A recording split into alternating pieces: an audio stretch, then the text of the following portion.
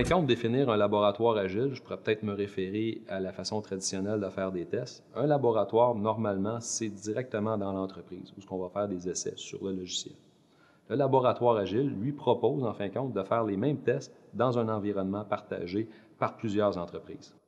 La mission du laboratoire agile est d'augmenter la productivité des entreprises. Ensuite de ça, d'augmenter la couverture de tests associés aux tests logiciels et ultimement de réduire les coûts d'opération. En fin de compte, on augmente la productivité des entreprises par le laboratoire parce qu'on propose des meilleurs outils, des meilleures pratiques, une meilleure façon de gérer les exigences. Souvent, en entreprise, le test est le parent pauvre. Donc, on n'a pas les outils, on n'a pas les ressources, on n'a pas le temps. Avec le laboratoire agile, en fin de compte, on a les meilleures pratiques accessibles pour tous les types d'entreprises, qu'elles soient petites ou qu'elles soient grandes. Un exemple, en fin de compte, qu'on peut facilement mettre en place, c'est l'automatisation des tests. Souvent, en entreprise, nous n'avons pas les outils pour faire l'automatisation. Donc, les tests sont faits manuellement. Il y a un testeur qui va tester une interface. Si on a des outils automatisés, on peut, par exemple, penser faire des tests en parallèle. Donc, le testeur pourrait faire en partie des tests manuels sur une partie du logiciel et lancer des tests automatisés en même temps sur une autre partie.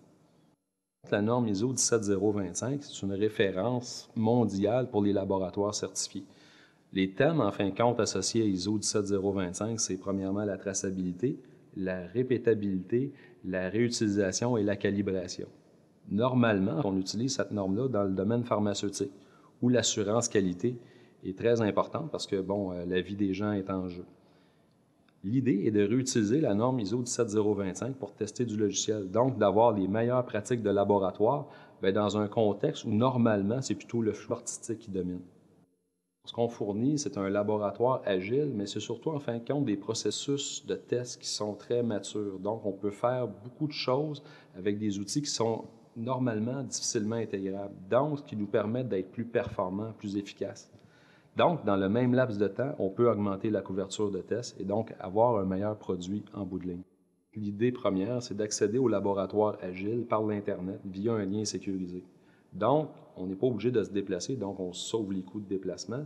On peut faire l'ensemble des tests à distance, mais dans l'infrastructure distante.